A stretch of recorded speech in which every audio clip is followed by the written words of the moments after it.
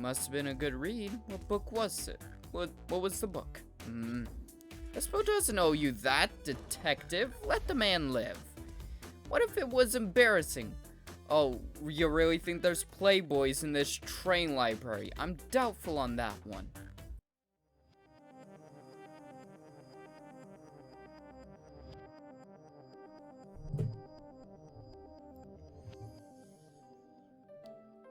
Library car. The next step in our journey on this possibly very real murder. All this stuff's getting heavy. I'll dump what I don't need. Everyone's favorite journalist reporter, Amy Rose, is hot on the scoop. I'm heading out. You've been fabulously helpful. Already, before you go, Espo and I wanted to give you your presents. My presents? You're both too sweet. Thank you. Victor, it seems we have more yes.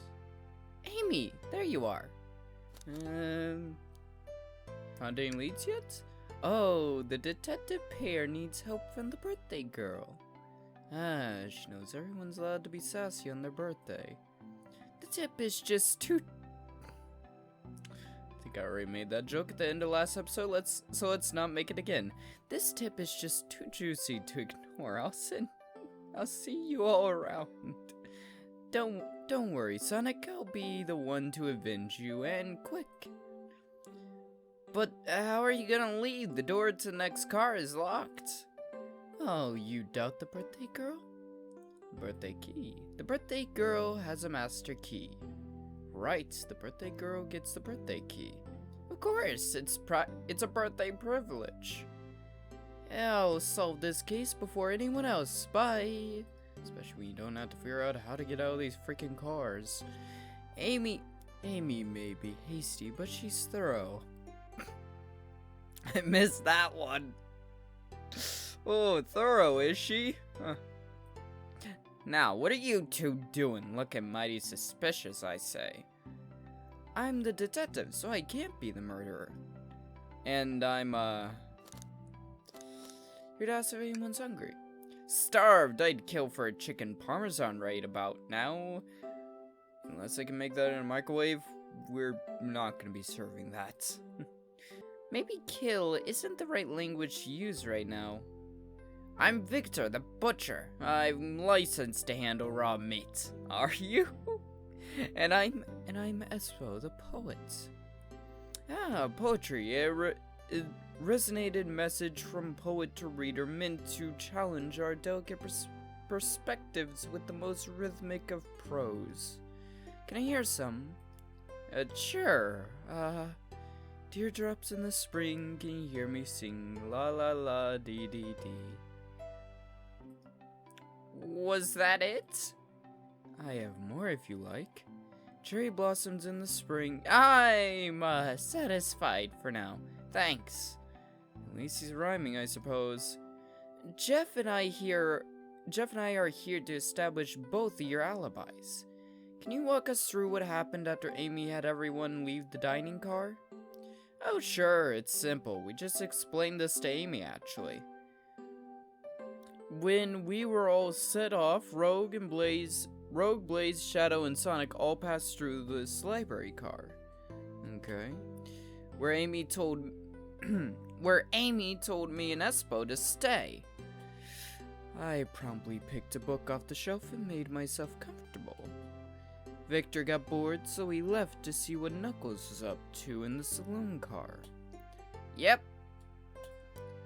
Where was Rogue? What happened? We happened to see her lipstick stained on a cup at the saloon car. Rogue came over to the library car, seemingly looking for something. Then she went to search the saloon car, at which point Espo was left completely alone and could have moved between the cars at any point in time. Oh! Crap, I didn't even think about that. Sonic's meant to be in the conductor's car, at the very front of the train, yet he was in the dining car dead. How did he get from the conductor's car to the dining car? He had to pass through here at some point. She came back shortly after. We heard her shout, "No! No way, at the brochure stand over there. But she left back to the casino car before Shadow came through and locked the door. Wonder what she found. She obviously been on the hunt for something. After Rogue left, Shadow walked through the casino car, then entered the library car and locked the door behind him. More importantly, why has Shadow been locking doors? Shadow walked through the library car to the saloon car where Knuckles and I were playing games. He insisted on showing us up at Super Monkey Ball. I got so engrossed in my rolling monkey action, I hardly noticed when Shadow left the saloon car. I guess he walked through the library car to the casino car, again locking the door behind him. Then returned to the lounge car where he was meant to be stationed. When Victor came back, we realized Knuckles locked the door to the saloon car. We were stuck in the library car. That's when the train sped up. We were worried about the bookshelves falling on us, but we got through it all right. We sat trapped here until Amy arrived asking questions. She's the one that told us someone murdered Sonic. And somehow, I didn't even realize it, Sonic went from the front of the train to damn near the back of it.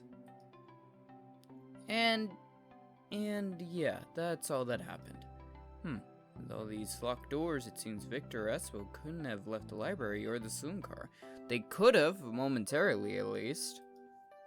Thank you both for your cooperation. We're just gonna peek around and we'll return with any questions. If you return with any meat, I'll chop it up for you. And if you'd like to be serenaded with a poem, I got you covered too. Thanks, guys.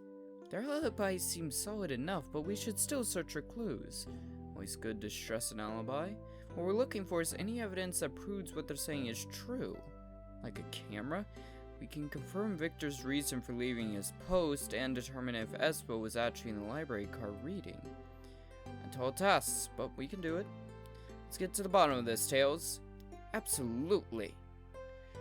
Okay, let's see. So many books on the ground. I wish we had time to pick them all up. Sadly, I have no interest in picking up these books. A lot of these were knocked out by the train speeding up. But Rogue pulled a lot of these out too, searching for something. What? What reckless behavior. I feel sorry for the poor books. Spines are creasing. They're opening too far. This kid feels empathy for everything. Yes, but I do agree on that one. That's a bit too much. Ooh, brochures. This is what Rogue was looking at. There are travel destination ideas here, like amusement parks, caverns, hotels, restaurants. Ooh! What is that? Jeff, look at this. There's a couple of maps here. These seem to be a map of the library car. The books are categorized by genre, which are listed here. I love a good overhead map. Let's take it. Library map added to your inventory. Should we take this brochure about a cave too? Look, there's stalactites. Nah, leave it. Oh, haha, yeah, that's fair. Nobody shares my fondness for caves. Well, I mean, who doesn't like a nice, damp, wet cave every once in a while, you know? Trash can again? Something's always sitting in the trash can. Let's check there. I hate to say it, but there's nothing here. I really thought there'd be something there.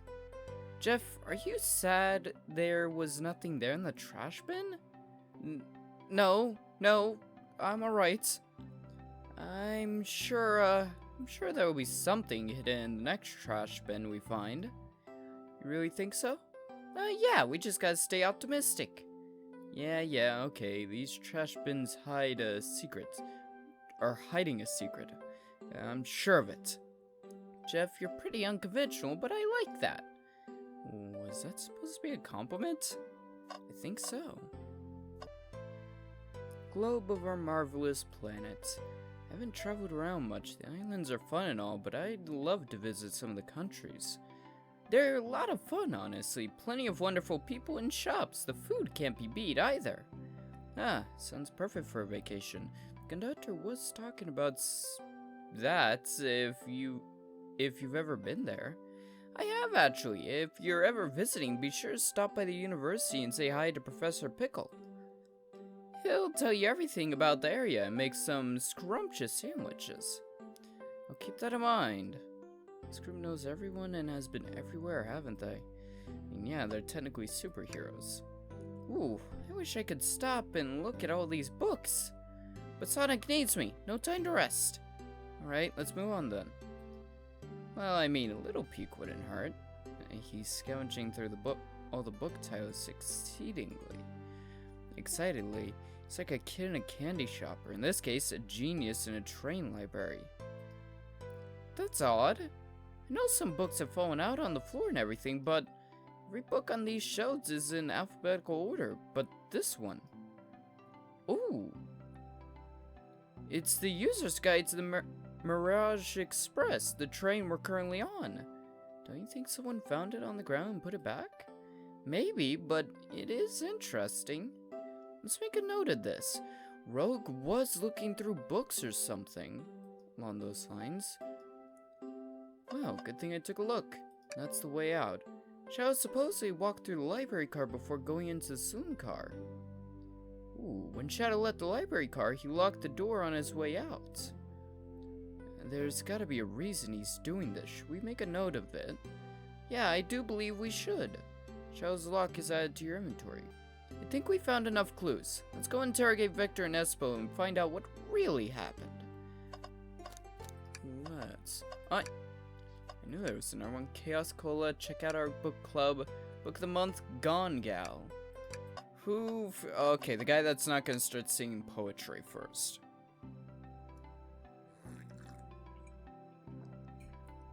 What do we currently have in our inventory? So we dumped anything from the saloon car that we didn't need. Interesting. Did you bring me any meat to chop? I may be a butcher, but they confiscated my meat cleaver before getting on the train. That's fair enough. If you had a meat cleaver and a murder mystery, things may have got way too real, way too quick. I mean, they're already real, but realer. Victor the alligator used Butcher's cleaver to chop up Sonic the Hedgehog. Now that would be a murder mystery. You actually tried to bring a knife on the train? I'm a man of authenticity, Tails. Without a knife, I'm just a chef in a ketchup-stained apron, not a butcher. I think if you had a knife on you, we'd definitely think you were the murderer. But what if I hid the knife? You know, I'm not the biggest fan of this line of thought. Talk. Ooh, yes please, I'm starved. Actually, I'm off duty at the moment. The murder mystery is more important. Then why would you show the menu to me? Come on, Jeff, why would you tease him like that? Oh, come on, I can't be a sweet little tease for all of you. And here I thought I could trust you. You made a fool of me. Look, Jeff, you made a fool of him. Come on, Jeff, smooth this over. No, I'm the fool. Yeah. I smooth things over, but at what cost? Interrogation? So the two of you don't believe us, eh? It's not that I don't trust either of you, but I wouldn't be a proper detective without examining the validity of your alibis. Jeff and I are here to confirm two things. Why Victor left to go play games with Knuckles, and if Espo really was reading in the library car. Victor, we'll start with you. Why did you leave the library car to visit Knuckles? We're preparing to present the evidence if need. Oh, that's easy. I got bored. What? I wasn't entertaining him enough, it seems. Victor enjoys being social. Plus, we were instructed to mingle. I remember the arcade machine and the saloon car, so I figured I'd go check it out. This seems to line up with the information we gathered with Knuckles. Yes, it does. Then that brings our attention to you, Espo. Rogue entered the library car, found something, then left. You said you immediately started reading, but were you actually reading the entire time you were in the library car? Of course he was. Once Espo starts reading, he doesn't stop till it's done. I've seen it happen. It must have been a good read. What book was it? What was the book? Espo doesn't owe you that, detective. Let the man live. What if it was embarrassing? Oh, you really think there's playboys in this train library? I'm doubtful on that one. What kind of things do you think I read? If you won't talk, I have a hunch on what that book might be. Jeff, could you please help me out? Alright, Jeff, what book do we think Espo may have been reading? The train manual. That's the only one that is out of place, but still in place on a shelf. It was in the wrong location, but still on a shelf. A manual? You think Espo was reading instructions? Maybe to find the best way to move through the train unnoticed? To murder one Sonic the Hedgehog? What argument could you possibly have to support this? Oh, here we go again. What the fuck was that? Who the hell's throwing shurikens at me? Damn it, you distracted me. There we go. Easily.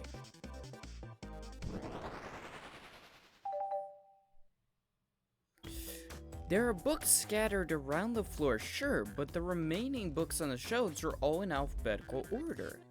All except this manual, meaning someone at the very least picked the manual up and put it back in the incorrect place.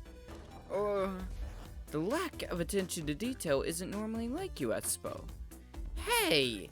Hey now, I won't have you insulting my pal like this!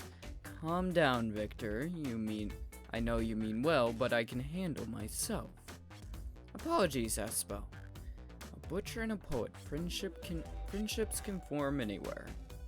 That is indeed the book I was reading, the Mirage Express Manual. Trains are cool. In that case, we'd like to ask you a few questions about the manual. Jeff, if you don't mind. Could you ask Espo some questions about the manual? Just flip to a page and ask away. Oh, I see. Quiz Espo about the manual to prove he read it. Which page should I quiz him on? 362. Okay, what efficiency and extremely accurate technology was installed to assist in keeping the train spotless? Robotic arms. During events, they can perform a variety of tests and are responsible for cleaning up trash and messes afterwards. I remember the conductor saying the train can clean itself. Though I have a feeling the train company just didn't want to hire any janitors. The robotic arms can also detect weapons or explosives being brought onto the train, ensuring passengers' safety. Seems like Espo aced that question, Jeff. Hit him with another one. You mean hit him with another question, not hit him with the book, right? Those are two different things. And I tend to get things confused. 231. What is the Mirage Express cancellation policy? No refunds and you will be charged a no-show fee. This does not apply if you are over the age of 65. Gee, the person who made this rule must have been over 65. Last one, Jeff. Let's see if Espo can go 3 for 3. Gotcha. Which page should I pick? 402. What was implemented to support the conductor duties and ease general train obligations? An intelligent data processing system. It works in tandem with the conductor to ensure smooth travel for guests. I remember this. The train has an autopilot, but it can't access its full suite of capabilities without the conductor present. Now, did I pass your little test? Yes? Totally. It's wild you were able to retain all this information so quickly. A poet's brain is often surprising. I don't know if I'd be bragging about that. You've clearly read the manual. Those answers feel far too specific to be guesses. And you both had the nerve to question my buddy like that. Oh, don't we want to be supporting folks who read? You have to admit though, reading the entire time a murder occurred does sound a bit suspicious, even if true.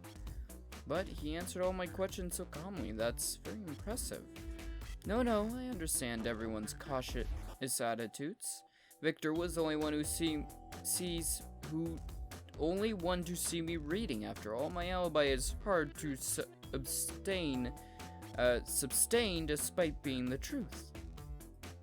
Well, you definitely read through the manuals. Oh, I suppose we can... Espo, is that true?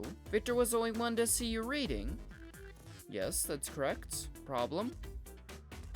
Rogue came through here. Wait a minute, Rogue came through this car. She should have seen you reading as well. Frankly, I don't believe that can be true, and we have evidence to back it up. Jeff? He always puts me on the spot. Okay, Jeff, think. We should have a piece of evidence linked to someone who also saw Espo reading, but what?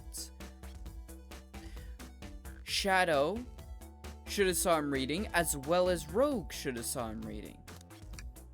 Shadow's lock?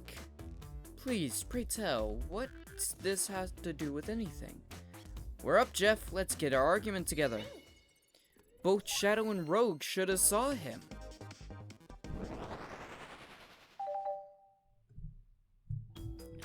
Shadow walked through the library card to get to the saloon car where he set the original high score on the arcade machine.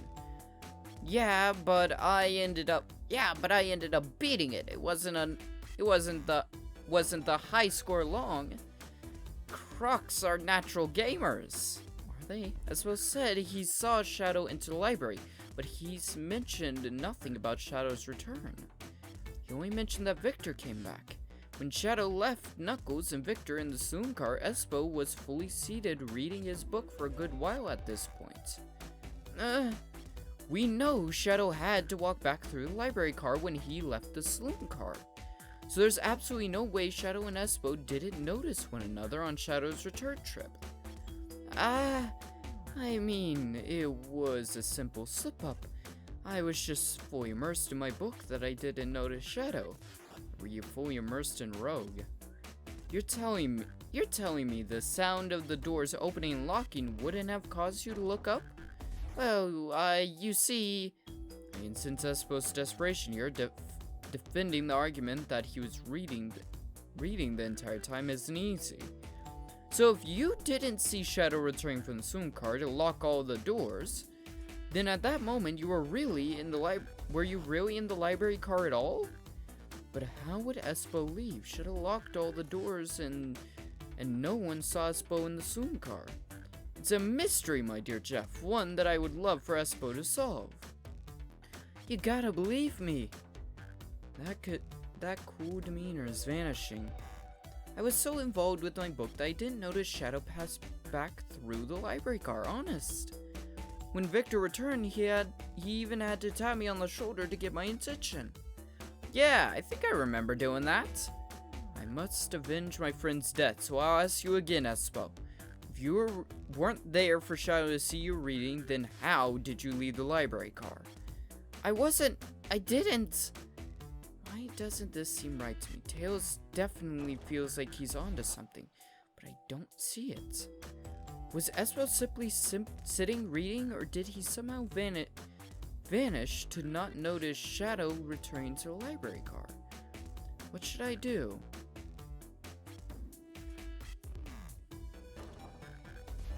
Thing is, there was a moment where he could have disappeared. I don't think he murdered Sonic, but I think he is lying. Join Tails. No, I can't interrupt Tails while he's onto something. I'll tell him to continue this line of questioning and... Jeff, my favorite and beloved employee, please protect the passengers aboard this train. They must be taken care of. If you fail, the lawsuits will be torturous. Don't allow such an old feeble soul to get sued. Jesus. I have to make sure our guests are taken care of. I have to speak up. Tails, we have a piece of evidence that can answer all of our problems. Alright, my fellow associate, lay it on me. A piece of evidence shows Shadow and Espo couldn't have seen one another.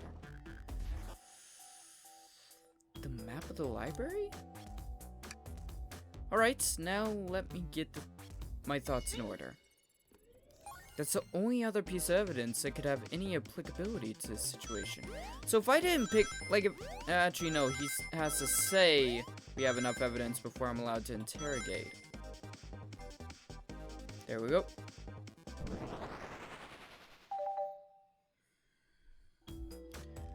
The library map. Oh, I see.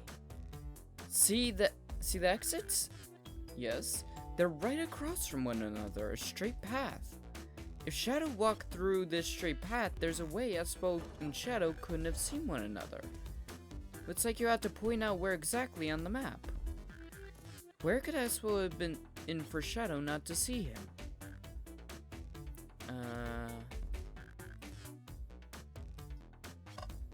Okay, here we go. So for Shadow not to see him during a straight walk through... right here? Interesting.